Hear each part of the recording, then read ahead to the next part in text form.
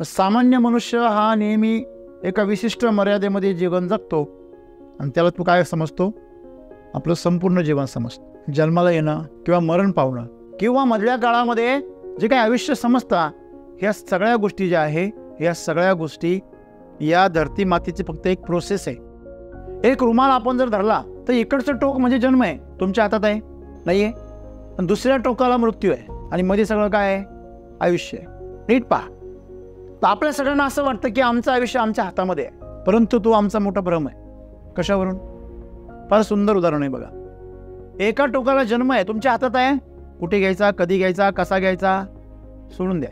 दुसऱ्या टोकाला मृत्यू आहे, तो कधी येणार आहे, कसा येणार आहे, तुमच्या हातात आहे, सोडून द्या. दोन्ही टोकं तुमच्या हातात नाही आहे. मग आयुष्य कसं तुमच्या हातात? ना जन्म आपल्या हातात आहे, ना मृत्यू आपल्या हातात आहे, ना आयुष्य आपल्या हातात आहे, पण आपल्या हातामध्ये अनुभूती आहे. हे शरीर माया आहे. तुम्ही खाता ते अन्न पण माया आहे.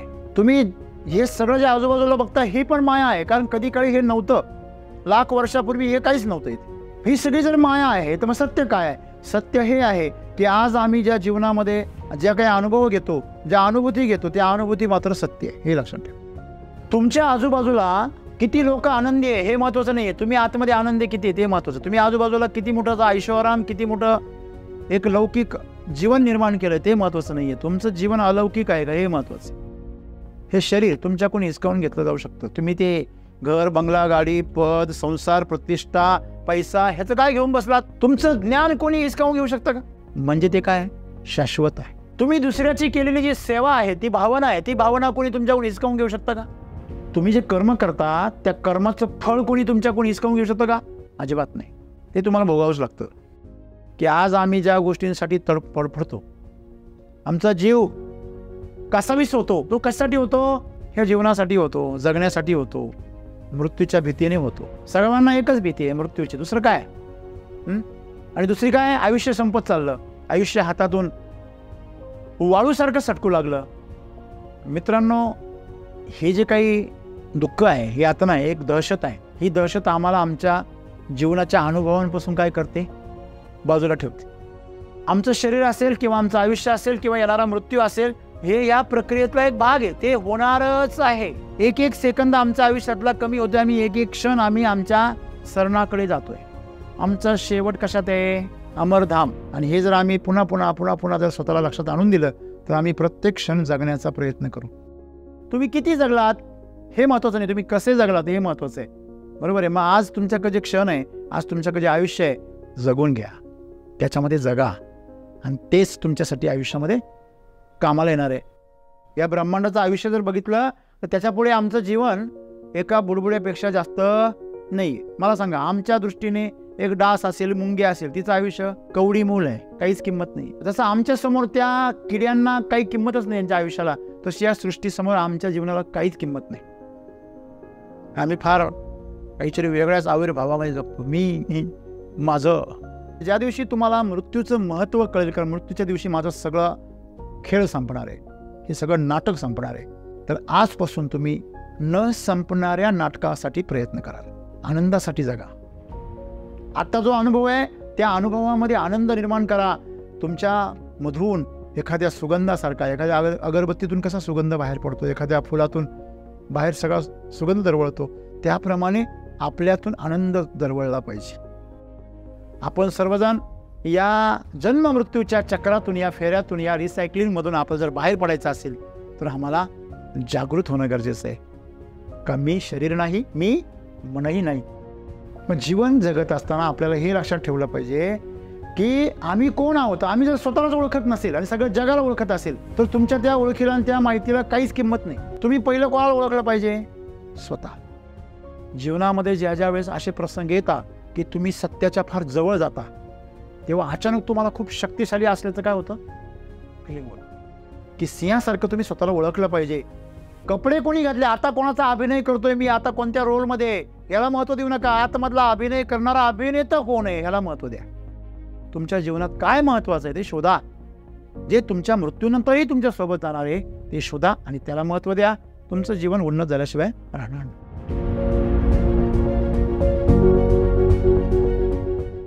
मित्र हो, अशा खूप साऱ्या गोष्टी आहे की जिथे तुमचं विज्ञान थांबतं. बंबल बी म्हणून एक माशी आहे, एक भुंगा आहे असं म्हणूया आपण. भुंगा आणि माशीचं कॉम्बिनेशन आहे, बंबल बी. तिचं शरीर प्रचंड मोठं असतं आणि पंख अतिशय छोटे असतात. जर गणितामध्ये आम्ही जर मांडलं की पंखांचा विस्तार आणि पंखांची जी काही राऊंड्स आहेत अप अँड डाऊनचे, याचं जर गुणोत्तर काढलं तर ती जे वजन उचलते ते ती कसं उचलते हे आजपर्यंत शास्त्रज्ञासाठी एक रहस्य आहे. एक छोटीशी मुंगी तिच्याही वजनापेक्षा जास्त वजनाची वस्तू कशी उचलते हे एक मोठं रहस्य आहे. एवढ्या मोठ्या प्रचंड हत्तीला एक छोटीशी मुंगीसुद्धा प्रचंड वेदना देऊ शकते, ही गोष्ट कल्पना पण आपण करू शकत नाही. बऱ्याचशा गोष्टी त्या आमच्या कल्पनेच्या पलीकडे. तर जेव्हा आपण आमच्या जीवनाविषयी विचार करतो तेव्हा आमच्या सर्व मर्यादा ह्या आमच्या बुद्धीच्या म्हणजे आमच्या मेंदूच्या आवाक्यामध्ये तेवढंच आम्हाला काय होता समजतं. आमच्या दृष्टीला जे दिसतं तेवढंच आम्ही सत्य मानतो. पण अशा खूप साऱ्या गोष्टी ज्या आमच्या दृष्टीला दिसू शकत नाही. जर लाईट स्पेक्ट्रमचा जर विचार केला तर लाईट स्पेक्ट्रम जर 1 मीटरचा असेल तर आम्हाला 1 मिलीमीटरसुद्धा दिसत नाही. म्हणजे अतिशय प्रखर आणि अतिशय अंधुक असे दोन जर आपण असे जर टोकं पकडली आणि मध्ये जर आपण त्याचं जर विश्लेषण केलं तर आपण 1 मीटरवरती म्हणजे 100 सेंटीमीटर आणि त्याचे पुन्हा 10 मिलीमीटर म्हणजे 1000वा भाग आम्हाला फक्त काय दिसतो. बाकी 999 भाग आम्हाला दिसत नाही. आमची क्षमता नाही डोळ्यांची. आमच्या कानांचा जर विचार केला तर आम्हाला एक विशिष्ट डेसिबलचा आवाजच ऐकू येतो. जर आवाजाची रेंज जर बघितली या सृष्टीची तर अतिशय सूक्ष्म आणि अतिशय स्थूल अशा प्रकारे जर आम्ही छोटा आणि मोठ्यात मोठा असं जर आम्ही विस्तार केला तर त्याच्यामध्ये सुद्धा आम्ही त्याचे 100तला 1 भाग आम्हाला ऐकू येतो. फक्त 20 ते 2000 डेसिबलच्या मध्येच आम्ही ऐकू शकतो. 20पेक्षा कमी डेसिबल हा वटवाघळाला ऐकू येतो, हत्तीला ऐकू येतो, देवमाशाला ऐकू येतो, परंतु आम्हाला ऐकू येत नाही. आणि 2000च्या पुढे जर गेलात तर ते आवाज आमच्या कानापर्यंत आदळतात, परंतु आम्हाला सत्याचं विश्लेषण करता येत नाही. मेंदूला त्याची क्षमता नाही. आमचे कान गच्च होतात मोठा आवाज जर आला नाही तर फाटून जातील. जसं इन्फ्रारेड आणि अल्ट्रासाऊंड, तुम्ही ते मशीन पाहिलं असेल ना, सोनोग्राफी करतात ते अल्ट्रासाऊंडचं असतं. अल्ट्रासाऊंड म्हणजे काय, त्याच्यावरती ध्वनी लहरी आदळतात आणि त्या परत पाठीमागे येतात. जसं वटवाघूळ जे आहे रात्रीच्या अंधारामध्ये कसं प्रवास करतं ते सतत एक अल्ट्रासाऊंड क्रिएट करत असतं आणि त्या ध्वनी लहरी समोर असलेल्या वस्तूंना आदळतात आणि रिफ्लेक्ट परत त्याच्यापर्यंत येतात आणि त्याच्यातून तो अंदाज बांधतो की पुढे एवढ्या अंतरावर या दिशेला अशी वस्तू अशी अडचण आहे. आमचं दिसणं पण तसंच आहे ना. प्रकाश किरण समोरच्या गोष्टीवर पडतो आणि तो रिफ्लेक्ट होऊन आमच्या डोळ्यामध्ये परावर्तित होतो आणि मग ज्या वेळेस तो आतमध्ये जातो, जाताना आमच्या दृष्टीपटलावरती रॅटिनावरती त्याचं काय बनतं, उलटं पिक्चर बनतं भिंगामध्ये जाऊन आणि मग त्याची मेंदूला काय होते, जाणीव होते आणि तो प्रतिमेचं विश्लेषण करतो आणि आम्हाला कळवतो. एवढी मोठी क्लिष्ट आणि अशी प्रक्रिया घडते. वास्तविकता हा ते रिफ्लेक्शन आहे. म्हणजे सांगण्याचं तात्पर्य असं आहे की जेवढ्या काही अनुभूती आहे आमच्या, ह्या सगळ्या अनुभूती शरीराच्या मर्यादेमध्ये राहून आहेत. पण लौकिक अर्थाने आम्हाला जे जीवन कळतं आणि पारलौकिक अर्थाने जे आम्हाला जीवन कळत नाही. जसं आपण जर जंगलामध्ये गेलो तर जंगलामध्ये राहणारे जे आदिवासी असतात त्यांना लक्षणांवरून कळतं, हां या दिशेने वाघ गेलेला आहे, इथून साप गेलेला आहे. जे आवाज समोर येतात त्या आवाजावरून ओळखता की या भागामध्ये सध्या हिंस्र प्राण्यांचं वास्तव्य आहे. पक्ष्यांच्या आवाजामधील बदल हे त्यांना जाणवतात, त्यांना ते ज्ञान निर्माण झालेलं आहे, आम्हाला ते ज्ञान नाही आहे. म्हणजे ध्वनींचं विश्लेषण करण्याची क्षमता त्यांच्यामध्ये, आमच्यात नाही, ती दृष्टी त्यांच्याकडे आहे.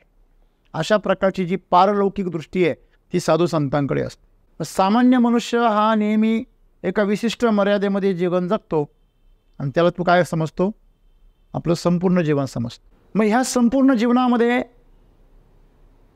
मग शरीराच्या निमित्ताने जे काही भोग असतील, जे काही गरजा असतील, ज्या काही त्याच्या अनुभूती असतील त्यांनाच तो सर्वस्व महत्त्व देतो. मनाच्या बाबतीमध्ये जे काही त्याच्या कल्पना असतील, जे विचार असतील त्यालाच तो वास्तव समजतो. वास्तविक पाहता त्याला तेवढंसं महत्त्व नाही.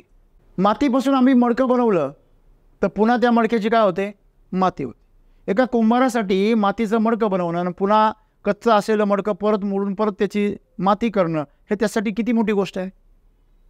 छोटीशी गोष्ट आहे. परंतु त्या मडक्यासाठी ते पूर्ण अस्तित्व आहे. मातीचं जेव्हा मडकं आकार घेतं आणि त्याची पुन्हा जेव्हा माती करतो त्याला आम्ही मडकं नाही म्हणू शकत. मडक्याची जर माती पुन्हा केली त्या मातीला आम्ही मडकं म्हणू शकतो का? नाही. ज्या मडक्याची आम्ही माती केली त्या मातीमध्ये आम्ही पाणी जर ओतलं तिथे थांबेल का? नाही. लक्षात घ्या, त्या आकाराचा तो भ्रम आहे. आणि म्हणून सद्गुरू आज आम्हाला सांगता की जन्माला येणं किंवा मरण पावणं किंवा मधल्या काळामध्ये तुम्ही जे काही आयुष्य समजता ह्या सगळ्या गोष्टी ज्या आहे ह्या सगळ्या गोष्टी या धरती मातीची फक्त एक प्रोसेस आहे. घडायचं आणि मोडायचं हे सतत ती प्रक्रिया चालू आहे. फक्त त्या कालावधीसाठी 30-40 वर्ष 60-70 वर्ष लागतात एवढाच फक्त फरक आहे. एक मडकं घडवलं आणि ते 30-40 वर्षामध्ये परत जुनं होऊन ते परत मातीमध्ये मिसळवलं, बस एवढंच ती परिस्थिती आहे. मधल्या काळामध्ये त्या मडक्याने काय काय केलं त्याला आयुष्य म्हणतो आम्ही. एक रुमाल आपण जर धरला तर इकडचं टोक म्हणजे जन्म आहे, तुमच्या हातात आहे नाही आहे. पण दुसऱ्या टोकाला मृत्यू आहे आणि मध्ये सगळं काय आहे? आयुष्य आहे. नीट पहा. तर आपल्या सगळ्यांना असं वाटतं की आमचं आयुष्य आमच्या हातामध्ये आहे, परंतु तो आमचा मोठा भ्रम आहे. कशावरून? फार सुंदर उदाहरण आहे बघा. एका टोकाला जन्म आहे, तुमच्या हातात आहे. कुठे घ्यायचा, कधी घ्यायचा, कसा घ्यायचा सोडून द्या. दुसऱ्या टोकाला मृत्यू आहे, तो कधी येणार आहे, कसा येणार आहे तुमच्या हातात आहे, सोडून द्या. दोन्ही टोकं तुमच्या हातात नाही आहे, मग आयुष्य कसं तुमच्या हातात? ते तर गेलं. म्हणजे जन्म आणि मृत्यू जोपर्यंत तुम्ही ओळखत नाही, त्यातून मुक्त होत नाही, तोपर्यंत हे मधलं आयुष्याच्या भ्रमात तुम्ही जगत असता. मग आता जी बुद्धिमान मंडळी ती असं म्हणतील, अरे सर जन्म पण आपल्या हातात नाही आहे, मृत्यू पण आपल्या हातात नाही आहे, मधलं आयुष्य पण आपल्या हातात नाही. मग आपल्या हातात आहे तरी काय? ना जन्म आपल्या हातात आहे, ना मृत्यू आपल्या हातात आहे, ना आयुष्य आपल्या हातात आहे, पण आपल्या हातामध्ये अनुभूती आहे. हे शरीर माया आहे. तुम्ही खाता ते अन्न पण माया आहे. तुम्ही हे सगळं जे आजूबाजूला बघता हे पण माया आहे, कारण कधी काळी हे नव्हतं. लाख वर्षापूर्वी हे काहीच नव्हतं इथे. ही सगळी जर माया आहे तर मग सत्य काय आहे? सत्य हे आहे की आज आम्ही ज्या जीवनामध्ये ज्या काही अनुभव घेतो, ज्या अनुभूती घेतो, त्या अनुभूती मात्र सत्य आहे, हे लक्षात ठेवा. ना काही कमवणं सत्य आहे, का काही जमवणं सत्य आहे, काहीही सत्य नाही. सत्य एकच आहे की तुम्ही आज जो अनुभव घेताय, तुम्ही डोळ्याने जे पाहताय ते तुम्ही सत्य पाहताय का? का तुम्ही बेहोशीमध्ये आहे, भ्रमामध्ये आहे, तुमच्या मर्यादांमध्ये आहे? मग तुम्ही एका सीमित गोष्टीच्या माध्यमातून असीमित गोष्टीचा तुम्ही अंदाज घेऊ शकत नाही. ज्या बँकेत तुमचे पैसे ठेवलेले आहेत त्या पैशाने तुम्ही ती बँक विकत घेऊ शकता का? ज्या कंपनीत तुम्ही काम करता त्या कंपनीच्या पगारावर तुम्ही ती कंपनी विकत घेऊ शकता का? ज्या मालकाकडे तो मजूर रोजंदारीने काम करतो तो मजूर त्या मालकाची प्रॉपर्टी विकत घेऊ शकतो का तेच काम करून? नाही. तसं आम्ही ज्या या मोठ्या मालकाकडे आमचं जीवन आहे त्याच्या हातामध्ये आहे, आम्ही या सांसारिक गोष्टींच्या माध्यमातून त्याच्यापर्यंत पोहोचू शकत नाही. या प्रकृतीच्या समोर हे खेळणं आहे. शरीर म्हणजे खेळणं आहे आणि त्याचा जन्म आणि त्याचा मृत्यू आणि मध्ये त्याचं असणं, या तीनही गोष्टी काय आहे? फक्त एका रिसायकलिंग प्रोसेसचा भाग आहे. तुम्ही त्याचा वापर करा, तुमच्या हातात आहे. तुम्ही त्याची गुंतवणूक करा कुठेतरी, तुमच्या हातात आहे. तुम्ही वाया घालवा, तुमच्याच हातात आहे. या तीनही अवस्था ज्या आहेत त्या तीनही अवस्था तुमच्या हातात आहे की तुमच्या हसण्याचं तुम्ही काय करणार आहात. तुम्ही जर तुमचं हसणं जे आहे ते जर तुम्ही अशा गोष्टींसाठी खर्च केलं की ज्या गोष्टींचं नंतर काही महत्त्वच राहणार नाही आहे, तर तुम्ही मूर्ख सिद्ध व्हाल. असे करोडो लाखो मूर्ख जन्माला आले आणि मेले, पण त्यांना त्या जीवनाचं सार कधी कळलं नाही. तुमच्या आजूबाजूला किती लोक आनंदी आहे हे महत्त्वाचं नाही आहे, तुम्ही आतमध्ये आनंदी किती आहे ते महत्त्वाचं. तुम्ही आजूबाजूला किती मोठं ऐशोआराम, किती मोठं एक लौकिक जीवन निर्माण केलं ते महत्त्वाचं नाही आहे. तुमचं जीवन अलौकिक आहे का हे महत्त्वाचं आहे. जी गोष्ट तुमच्याकडून हिसकावून घेतली जाऊ शकते अशी गोष्ट तुमची आहे का? हे शरीर तुमच्याकडून हिसकावून घेतलं जाऊ शकतं. तुम्ही ते घर, बंगला, गाडी, पद, संसार, प्रतिष्ठा, पैसा ह्याचं काय घेऊन बसलात? तुमचं ज्ञान कोणी हिसकावून घेऊ शकतं का? म्हणजे ते काय शाश्वत आहे. तुम्ही दुसऱ्याची केलेली जी सेवा आहे, ती भावना आहे, ती भावना कोणी तुमच्याकडून हिसकावून घेऊ शकतं का? तुम्ही जे कर्म करता त्या कर्माचं फळ कोणी तुमच्याकडून हिसकावून घेऊ शकतं का? अजिबात नाही. नवे नवे ते तुम्हाला भोगावंच लागतं. चांगलं करा नाही तर फक्त एकाच कर्माचं फळ तुम्हाला भोगावं लागत नाही, ते म्हणजे निष्काम कर्म. कुठल्याही प्रकारची अपेक्षा न ठेवता तुम्हाला काहीतरी फळ मिळतंय त्या बदल्यामध्ये, हा भाग वेगळा. एखाद्या गुन्हेगाराला जेव्हा शिक्षा होते त्याला तुरुंगात पाठवतात, त्यावेळेस तुरुंगामध्ये ते काय करतं? श्रम करतं, काम करतं ते, आणि त्या कामाचे त्याला काय मिळतात? पैसे. म्हणजे याचा अर्थ तो तिला नोकरीला होता का?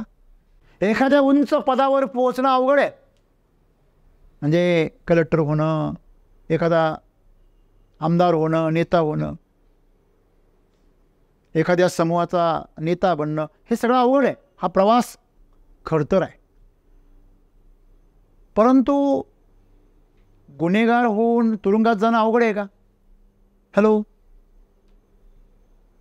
ते सोपं आहे. काही नाही, रेल्वेच्या पटरी जाऊन बसा, मला आत्महत्या करायची, उचलून लगेच तुरुंगात टाकतो तुम्हाला. हॅलो, बिगर तिकिटाचं गेले रेल्वेने तरी तुम्हाला आतमध्ये टाक.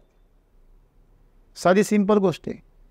निष्क्रिय लोकांसाठी तुरुंग आहे, जे आपला मेंदू किंवा शरीराचा सकारात्मक वापर करत नाही, नकारात्मक वापर करतात. पण तिथं सुद्धा तुम्हाला काय मिळतं? मजदुरी मिळते.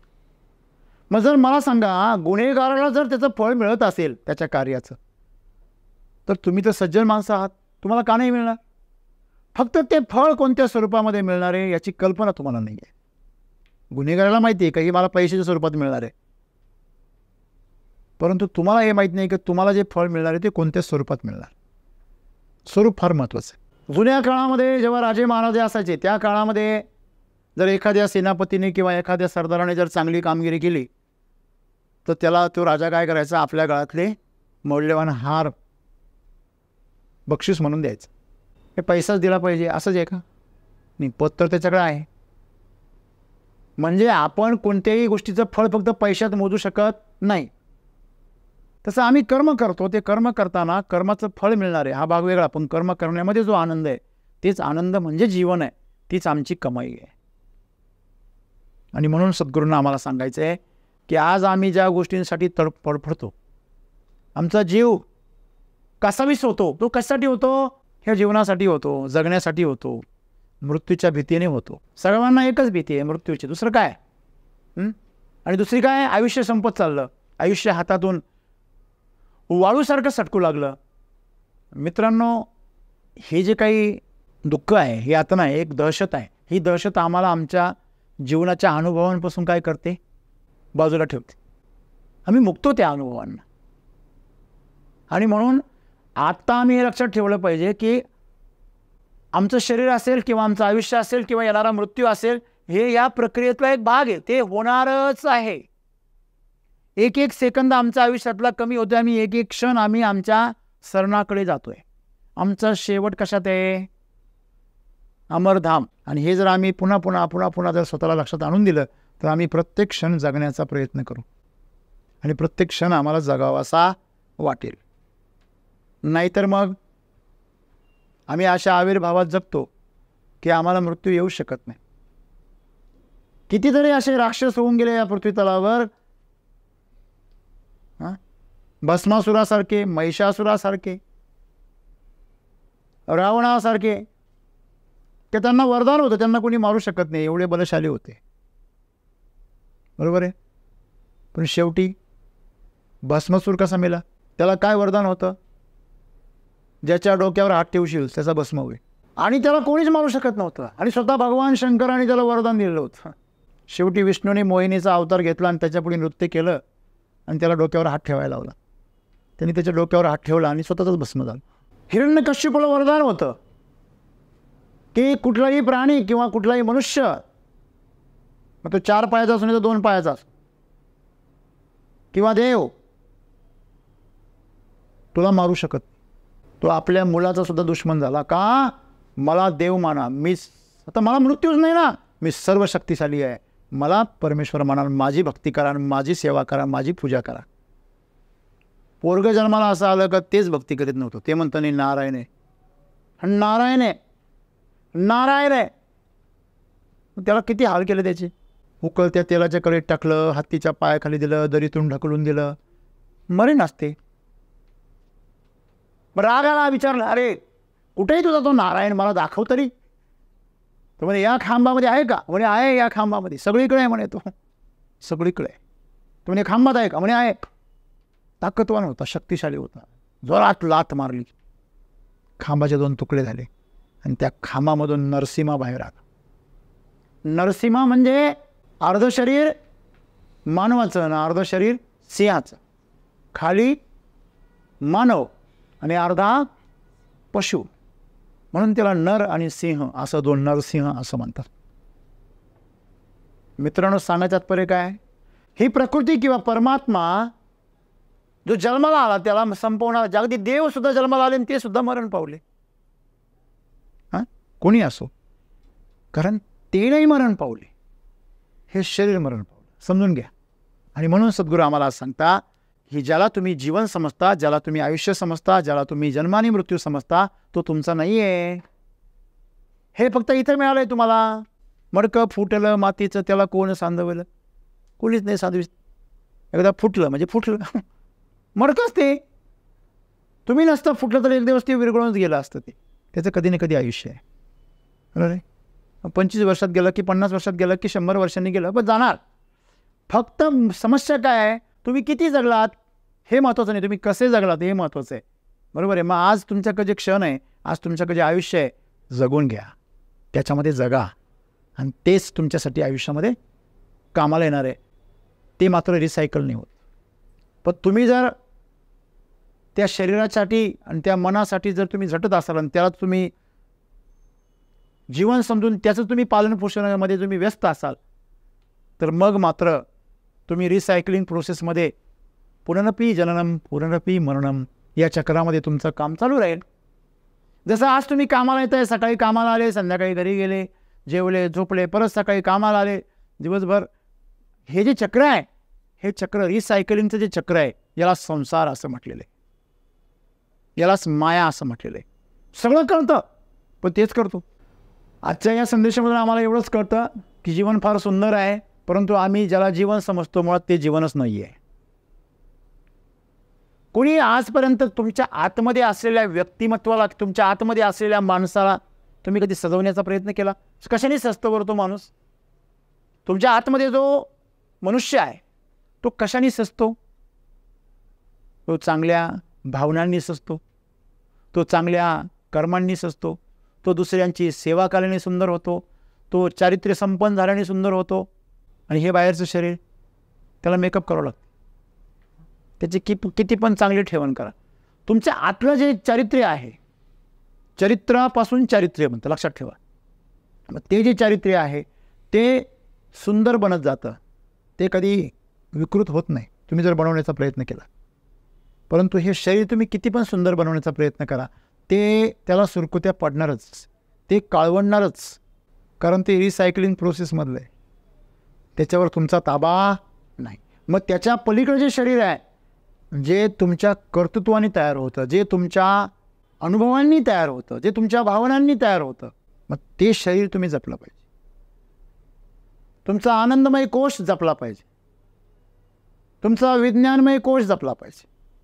आपण अन्नमय कोश आणि मनोमय कोशच जपतो, आणि अन्नमय कोश आणि मनोमय कोशामध्ये अडकल्यामुळे आम्ही त्याला आणखीन विकृत करून टाकतो. हे कपडे बदलता तुम्ही, केस पण बदलता, तुम्ही ते कापता म्हणजे काय करता?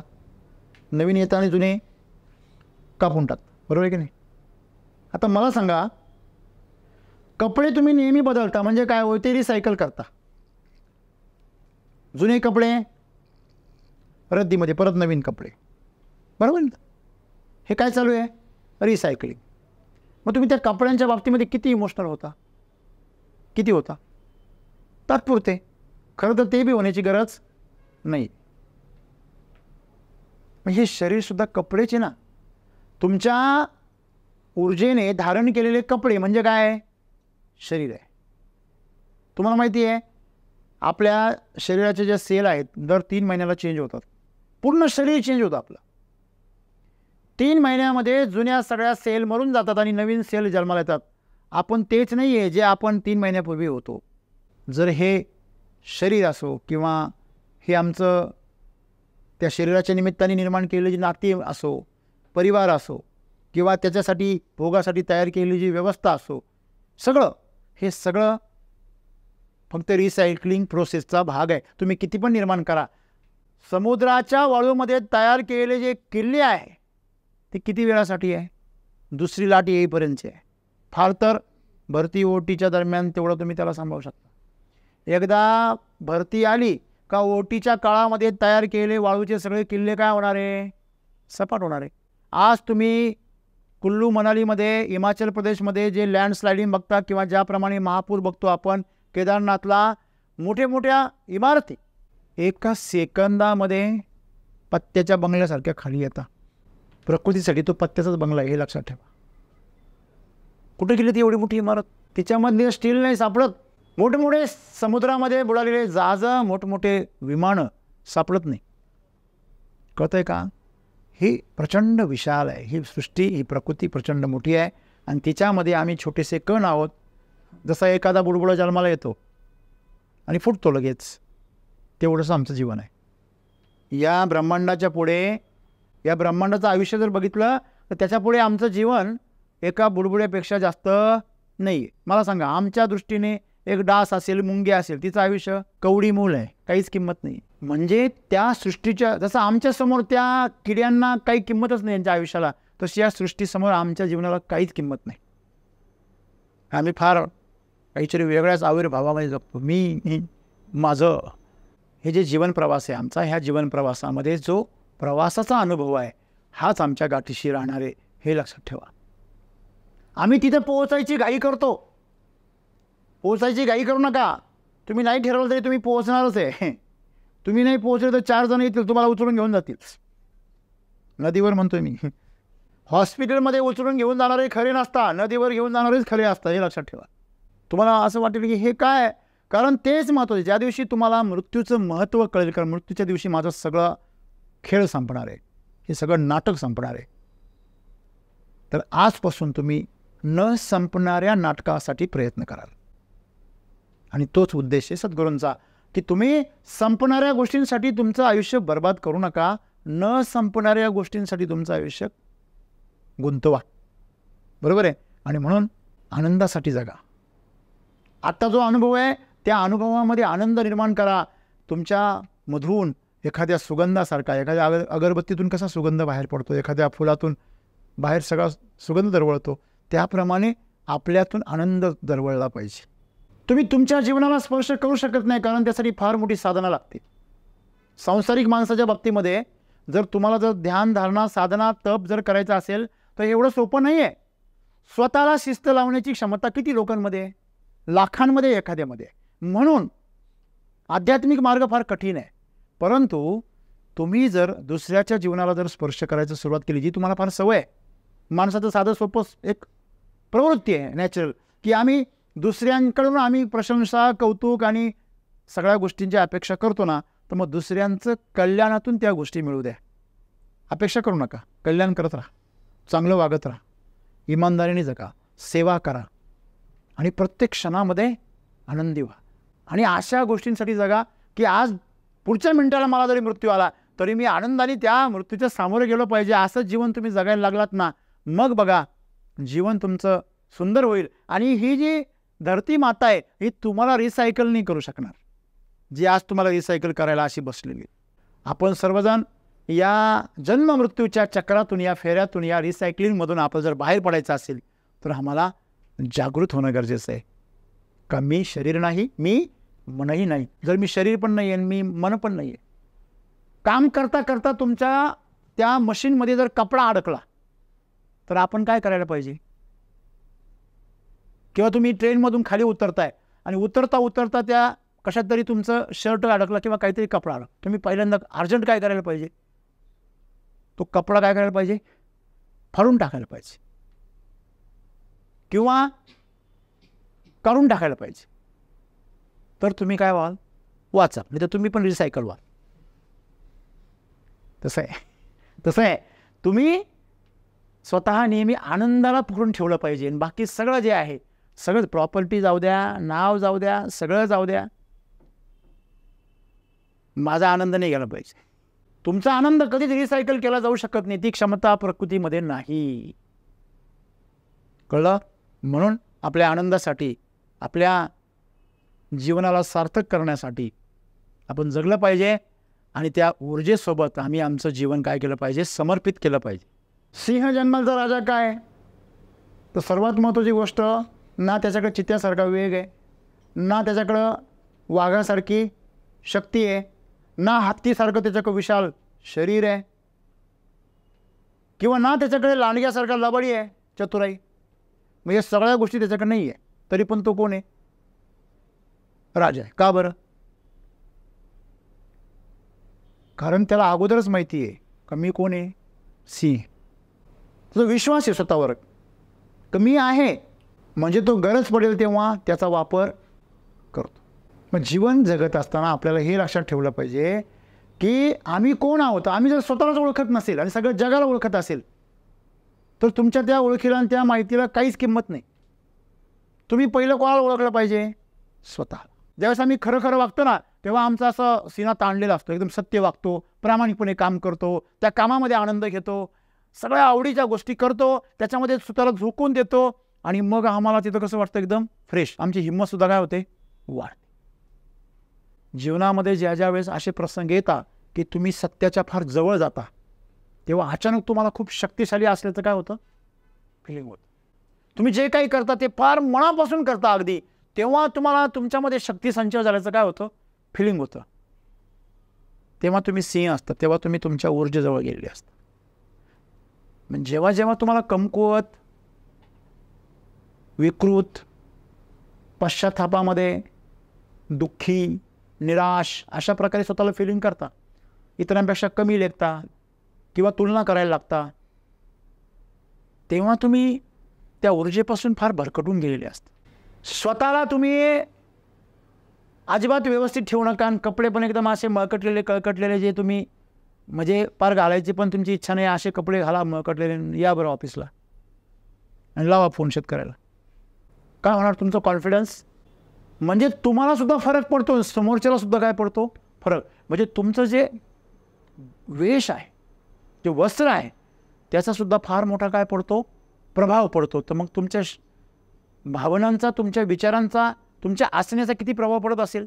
मग ते शरीर तुम्ही कसं धारण केलं आहे, ते निरोगी धारण केलं आहे का ते रोगट धारण केलं आहे, ते शरीर तुम्ही ओझं म्हणून धारण केलं आहे की ते शरीर तुम्ही साधन म्हणून धारण केलं आहे, हे तुम्हाला कळायला लागलं की तुम्ही त्या शरीराचा वापर करणार. हे चल उठ कामाला लाग, आहे की नाही. कपड्यांना चटके बसता म्हणून इस्त्री जर नाही करायची असं ठरवलं तर काय होईल. नाही, अरे हे याला असं पिरगळल्यावर त्याच्या धाग्यांना फार त्रास होतो, नको पिळायला, डाग जातील का. तसंच आहे, शरीराला तुम्हाला पिळता आलं पाहिजे. जेव्हा दोन सिंह एकमेकाशी लढताना त्यावेळी ते हा विचार नाही करत माझ्या किती नख्या तुटले आणि माझ्या किती दात पडले, हॅलो माझ्या किती ठिकाणी फाटलं, किती रक्त निघालं. नाही, शेवटच्या श्वासापर्यंत तो लढतो. लक्षात घ्या, कारण त्याला माहिती आहे तो कोण आहे. कुत्र जरा ना कॅ कॅ कॅ कॅ कॅ कॅ करीत निघून जातं, पळून जातं. लक्षात घ्या, अगोदर असं आवेशामध्ये येत. हां, मग तुमच्या जीवनाचं पुत्र बनवायचं का सिंह बनवायचं हे तुमच्यावर आहे. आणि म्हणून सद्गुरू आम्हाला सांगताय की तुमचा फोकस तुमच्या ऊर्जेवर असला पाहिजे, सत्यावर असला पाहिजे, प्रामाणिकपणावर असला पाहिजे, तुमच्या सक्रियतेवर असलं. हे शरीर सक्रिय ठेवा, वापरा त्याला. कपडे तुम्ही घालू नका, 6 महिने कपडे घालू नका, ते कपडे विरून जातात. न घालता शरीर पण तसंच आहे. कुठली वस्तू घ्या तुम्ही, गाडी घ्या, सायकल घ्या, कुठलं एखादं भांडं घ्या, घरामध्ये काही साधन घ्या, काही पण, यादी टी व्ही घ्या, वापरू नका तुम्ही 6 महिने, तो काय होतो, बिघडतो. वापरणाऱ्या टी व्हीपेक्षा, वापरणाऱ्या वस्तूपेक्षा न वापरती गेलेली, जपून ठेवलेली वस्तू लवकर खराब होते. हे निसर्गाचा नियम जरा ओळखा. निसर्ग सांगतो जेवढे तुम्ही शरीराला जपाल, जेवढं तुम्ही तुमच्या जन्ममृत्यूला तुम्ही जास्त महत्त्व द्याल, तेवढे तुम्ही काय व्हाल. माझा जन्म कुठे झाला, माणसं किती म्हणजे किती सेन्सिटिव्ह असतं. जन्म कुठे, कोणाच्या घरात झाला, कुठे झाला, कोणाच्या पोटी झाला, त्याला फार महत्त्व देतो. कोणत्या जातीमध्ये झाला, कोणत्या धर्मात झाला, त्याला किती लोक महत्त्व देतात. हां, मेल्यावर त्याच जातीमध्ये का बरं तू जात नाही? त्याच मी परत दुसऱ्या जन्म तुझा त्याच जातीमध्ये येणार आहे याची गॅरंटी जातो का जातो घेऊन तू? मी हा जन्म, तुमचा मागचा जन्म याच जातीमध्ये याच धर्मात होता हे तुम्हाला माहिती का? याच कुटुंबाशी संबंधित होता नाही? हे काय, त्याला आम्ही का महत्त्व देतो? अज्ञान. आणि म्हणून सिंहाचं उदाहरण दिलं की सिंहासारखं तुम्ही स्वतःला ओळखलं पाहिजे. कपडे कोणी घातले, आता कोणाचा अभिनय करतोय मी, आता कोणत्या रोलमध्ये, याला महत्त्व देऊ नका. आतमधला अभिनय करणारा अभिनेता कोण आहे ह्याला महत्त्व द्या. आणि जेव्हा तुम्ही अभिनेत्याला महत्त्व द्याल ना, तुम्हाला पाहिजे तो रोल कराल तुम्ही आणि एकदम मस्तपैकी आनंदाने कराल. पण तुम्ही जर अभिनयात अडकले, संपला तुमचा खेळ, तुमचा पुढचा पिक्चर फ्लॉप. कळलं का सगळ्यांना? म्हणून अभिनेत्याकडे लक्ष द्या, अभिनयाकडे नाही. अभिनयाकडे लक्ष देऊ नका. अभिनय बिनधास्त करा, शेवटी तो अभिनयच आहे. आलं लक्षामध्ये? परंतु अभिनेता जो आहे तो महत्त्वाचा आहे. म्हणजे आतमध्ये जी ऊर्जा आहे, तुमचं जे प्राण आहे, आत्मा आहे, ज्याला आम्ही जीव म्हणतो, ते महत्त्वाचे आहे. त्याच्यावरती फोकस करा, तो स्ट्रॉंग झाला. तुमचा आत्मा जर कमजोर होत असेल ना, तर समजून चुका, तुम्ही चुकीच्या पद्धतीने जीवन जगताय. तुम्ही पुन्हा तुमचं रिसायकलिंग होणार आहे. हां, तेव्हा रिसायकलिंगमध्ये जायचं नसेल तर स्वतःमधला सिंह ओळखा आणि त्याचं काय करा, भरण पोषण करा आणि त्याला स्ट्रॉंग करा. कशाने तो स्ट्रॉंग होतो? सत्याने, सेवेने, इमानदारीने आणि समर्पित झाल्याने तो अत्यंत शक्तिशाली होतो, आनंदित होतो. चला त्याला शक्तिशाली करूया आणि जे महत्त्वाचं आहे त्याला महत्त्व देऊया. जसं सिंह आहे तो स्वतःला महत्त्व देतो आणि म्हणून तो महत्त्वाचा आहे, म्हणून तो राजा आहे, तसं तुम्ही सुद्धा तुमच्या जीवनात काय महत्त्वाचं आहे ते शोधा. जे तुमच्या मृत्यूनंतरही तुमच्यासोबत जाणार आहे ते शोधा आणि त्याला महत्त्व द्या. तुमचं जीवन उन्नत झाल्याशिवाय राहणार नाही.